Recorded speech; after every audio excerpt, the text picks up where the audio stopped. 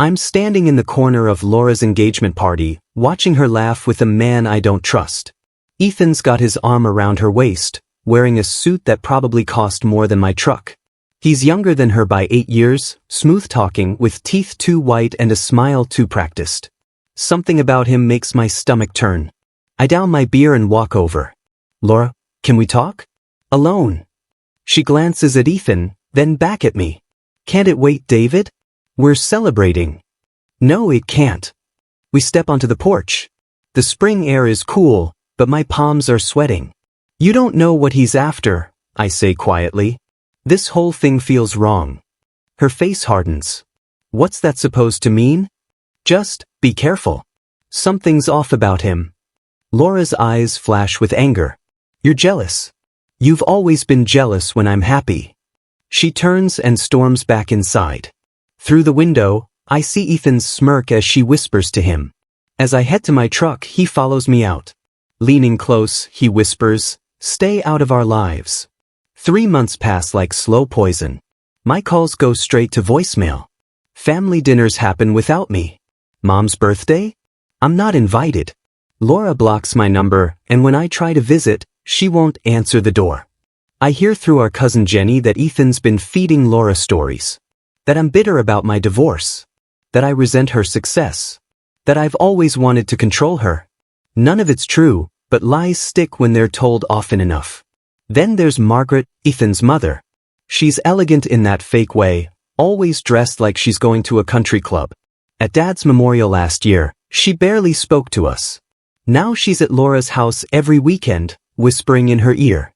One Sunday, I drive past Laura's place. Through the window, I see Margaret, Ethan, and Laura sitting around the dining table. I park down the street and watch. Margaret's voice carries, "He's old and bitter. We'll make sure he never touches a dime." My hands grip the steering wheel until my knuckles turn white. Dad's company, Denton Hardware, is all we have left of him. He built it from nothing, starting in a garage in 1979, turning it into the town's backbone. Hardware, tools, supplies, everyone came to us. Before cancer took him 2 years ago, Dad made Laura and me equal partners. 50-50. Take care of each other, he whispered in the hospital. Don't let anyone tear this apart. I kept my promise. I worked the floor, managed inventory, dealt with suppliers. Laura handled the books and customer relations. It worked. Until Ethan. One afternoon, Laura calls me to the office. Ethan's there, leaning against Dad's old desk like he owns it. "David, we need to streamline things," Laura says, not meeting my eyes. Ethan thinks it's best if I take temporary management control while we reorganize. Reorganize what? Ethan slides papers across the desk. Just sign here. It's temporary. Makes decision-making faster. I should have said no. Should have called a lawyer. But Laura's my sister. I trusted her. I sign. Ethan's smile makes my skin crawl. For weeks later, I arrive at the shop and my key doesn't work. The locks have been changed. I bang on the door until Jerry, our longtime employee, opens it. His face is pale. "David, they said you're not allowed in anymore." "What?" Inside, Laura sits in Dad's office with a lawyer I've never seen. She won't look at me. "What's going on?" I demand. The lawyer clears his throat. "Mr. Denton, according to the documents you signed, you transferred permanent ownership to Mrs. Laura Carver." The room spins. Permanent? It said temporary. Laura finally speaks, her voice small. "Ethan said it was just paperwork. For efficiency." "You believe that?" She's silent. I storm out to my truck and sit there for an hour, staring at the store Dad built. My store. Our store. That evening, Ethan shows up at my house. "Maybe it's time you retire, old man. Enjoy what's left." He drives away in a new BMW. The bills come fast. Without my salary, I can't keep up. The bank sends foreclosure notices. I sell furniture, tools, anything worth money. 6 months later, I'm forced to sell my house. I move into a small trailer on the edge of town, the kind with rust stains and a door that doesn't close right. Meanwhile, Laura and Ethan move into Dad's old place, the family home with the big oak tree out front where we used to play as kids. They throw a housewarming party. I'm not invited, but I hear about it from everyone in town. Margaret arrives in a Mercedes, praising Ethan publicly for saving the company from incompetence. People who used to respect me now avoid eye contact at the grocery store. One evening, I'm at Murphy's diner, nursing coffee, when I see them through the window, Ethan and a young woman, sitting close, whispering. She's not Laura. I watch them for 20 minutes. Nothing romantic happens, but something about it feels calculated. I leave a tip and walk out, my mind racing. I don't confront him. Not yet. Dad taught me patience. Watch, listen, wait for the right moment. Over the next month, I follow Ethan. Not every day, just enough. The woman's name is Rachel. She's an accountant at Denton Hardware. They meet twice a week at the diner, always in the back booth. They spread papers between them, pointing at numbers, keeping their voices low. One day, I sit 2 booths away, hidden by a newspaper. I catch fragments, transfer it Thursday, Margaret's account, keep it under 5,000 each time. My pulse quickens. After they leave, I approach the waitress, Diane, who's known me since high school. That couple, I say casually. They regulars? She nods. Yeah, always talking business. Seems stressed. I thank her and leave. That night, I dig through old documents I kept from the company.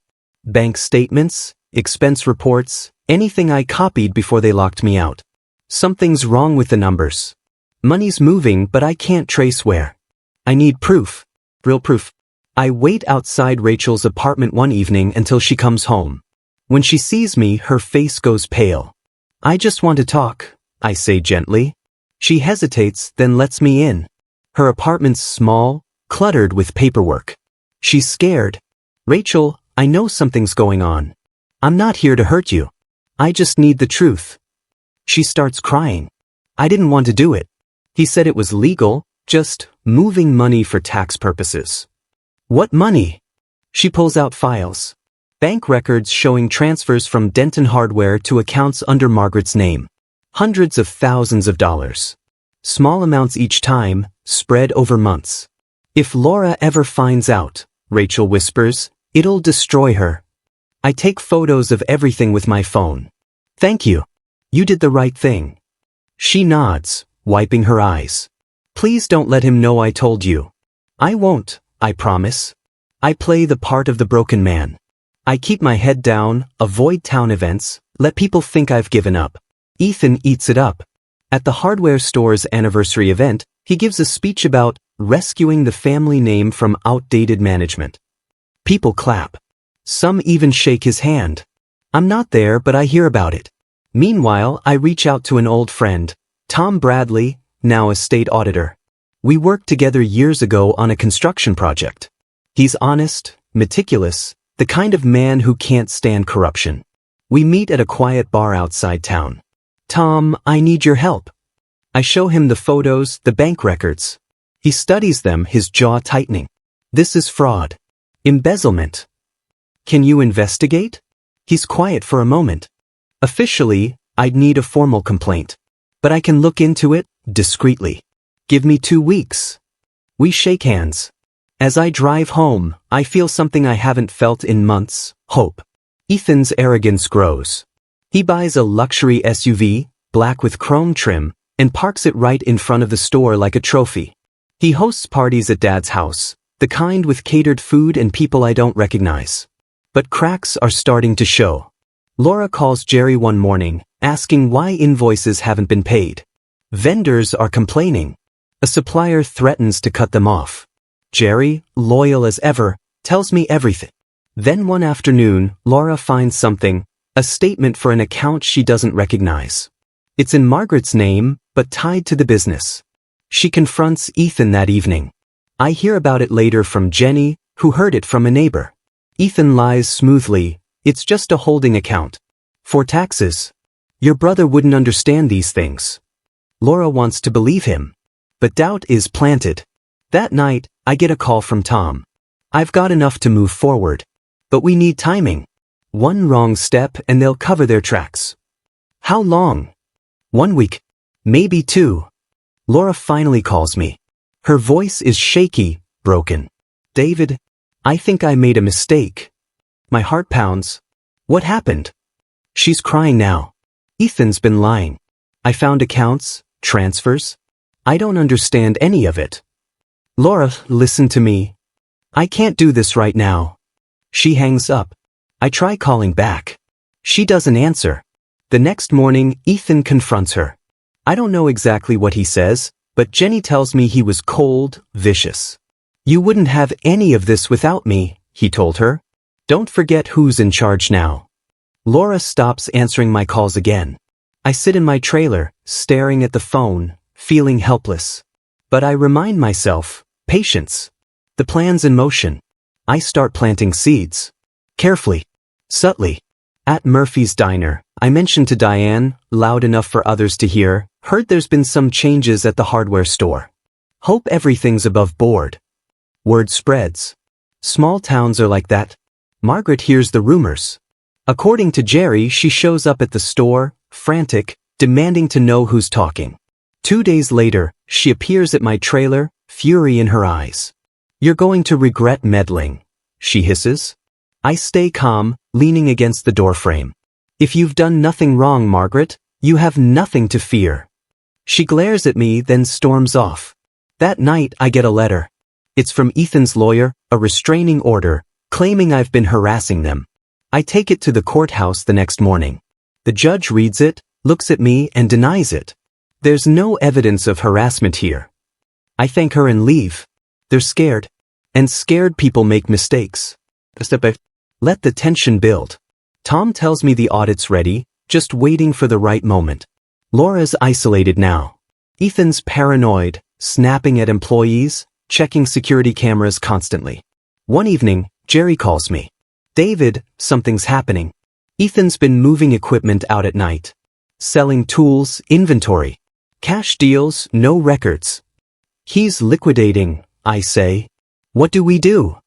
Nothing. Let him dig deeper. The next morning, Tom calls. Tomorrow. We move tomorrow. I don't sleep that night. The auditors arrive at 9 a.m. sharp. 3 of them, plus a state official, walking into Denton Hardware with briefcases and badges. I'm parked across the street, watching. Ethan's face drains of color when he sees them. He tries to act calm, but his hands shake as he leads them to the office. Laura's there too, confusion written all over her face. For 2 hours, they go through files, computers, bank records. Employees stand around, whispering. Finally, Ethan steps outside to make a call. I can see his panic from here. Inside, the auditors lay it all out. Documents showing millions siphoned into dummy accounts. Margaret's name everywhere. Falsified invoices, phantom expenses, money transferred and hidden. Laura sits in Dad's chair, staring at the papers, her face pale. Mrs. Carver, were you aware of these transactions? One auditor asks. She shakes her head, unable to speak. Ethan rushes back in. This is a mistake. Those accounts are legitimate. Mr. Carver, we'll need you to come with us for questioning. His lawyer, who arrived minutes earlier, whispers urgently in his ear. Laura looks up, her eyes meeting Ethan's. You told me it was temporary. You told me David was the problem.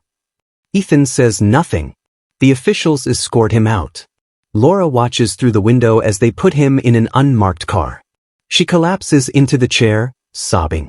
Within days, the news spreads. Local papers run the story. Denton Hardware owner arrested for fraud. Margaret disappears. Neighbors say she left town in the middle of the night. The company's assets are frozen pending investigation. Employees are told to go home. The store closes. Laura shows up at my trailer one evening, her face hollow. You were right, she whispers. I've lost everything. I let her in. She sits on my worn couch, crying into her hands. You didn't lose everything, I say quietly. Just the lies. She looks up. What do I do now? I pour her coffee. You face it. You tell the truth. Laura gives a full statement to the authorities. She cooperates completely, exposing everything Ethan and Margaret did. The town's sympathy shifts. People see her courage, her willingness to admit she was manipulated. One morning, a man in a suit appears at my trailer. His name's Robertson, an investor who's been following the case. Mr. Denton, I've heard about your father's company. About what you built. I'd like to help you rebuild it. I stare at him. Why? Because people like you, honest, hardworking, are rare. And this town deserves better. We talk for hours. He offers funding, resources, a fresh start. By the end of the meeting, we shake hands. Denton Hardware will rise again. With Robert's investment, we reopen the store. Smaller, humbler, but honest. I hire back Jerry and the old crew. We strip away the flashy renovations Ethan made and return it to what Dad built. A place people trust. Laura works the register beside me. She's quiet now, older somehow, but determined. One afternoon, a letter arrives. It's from Margaret, postmarked from another state. The handwriting's shaky, furious. You think you've won, it reads. I'll make you regret this. I don't reply. Instead, I hand it to Tom. 2 days later, he calls. She's implicated in 3 other fraud cases. Authorities just arrested her crossing state lines. Ethan's trial begins in early fall. The courtroom's packed. I sit in the back, watching. Laura takes the stand, her voice trembling but steady. She describes the manipulation, the lies, how Ethan convinced her I was the enemy. Ethan glares at me from the defense table. I stare back. The prosecutor presents the evidence. Bank records, witness testimony, Rachel's confession. The jury deliberates for 3 hours. Guilty on all counts. Ethan's led away in handcuffs. His eyes are empty. Ethan gets 10 years. Margaret's estate is liquidated to repay the stolen money. Laura inherits nothing, but she finds peace. One evening, I visit Dad's grave. The autumn leaves are falling, covering the stone. It's done, Dad, I whisper. We got the store back. We did it right. The wind rustles through the trees. The local paper runs a story, family, greed, and redemption, the Denton Hardware story. Strangers shake my hand downtown. You're a good man, David. Your father would be proud. One afternoon, Laura approaches me in the store. David, I want to rename it. Denton and Son. I shake my head. Denton Family Hardware. That's what it's always been. She smiles for the first time in months. Business thrives. Slowly but steadily, customers return. The town remembers what Dad built, and they want to support it. Laura and I work side by side, the way it should have been from the start. One day, an elderly customer stops at the counter. Your father would be proud of you both, he says softly. Laura's eyes fill with tears. I squeeze her hand. Months pass. The seasons change. Winter comes, then spring again. Margaret writes from prison, but I don't read her letters. Let her rot. Laura starts dating again. A kind man, a teacher, nothing like Ethan. I stay single, content. My life's simple now. The trailer doesn't bother me anymore. On the anniversary of Dad's death, we hold a small ceremony at the store. Friends, employees, townspeople gather. Laura gives a speech about second chances, about learning from mistakes. When she finishes, people clap. Not politely, but genuinely. One evening, I close the shop at sunset. The new sign reads, Denton Family Hardware, since 1979. I lock the door and stand there for a moment, watching the light fade. Laura pulls up in her car. Ready for dinner? I nod. As we drive to Murphy's Diner, I think about everything. The betrayal, the loss, the fight to rebuild. But mostly I think about Dad's words, take care of each other. We did. Eventually. Sometimes justice isn't about revenge. It's about rebuilding what they tried to destroy. Laura and I sit across from each other at the diner, eating burgers and laughing about something small. We're not perfect. We're scarred. But we're together. The hardware store stands strong, just like Dad wanted. And me? I sleep well at night. Because I know, deep down, that dignity and patience beat greed every time. The town knows it too. And that's enough.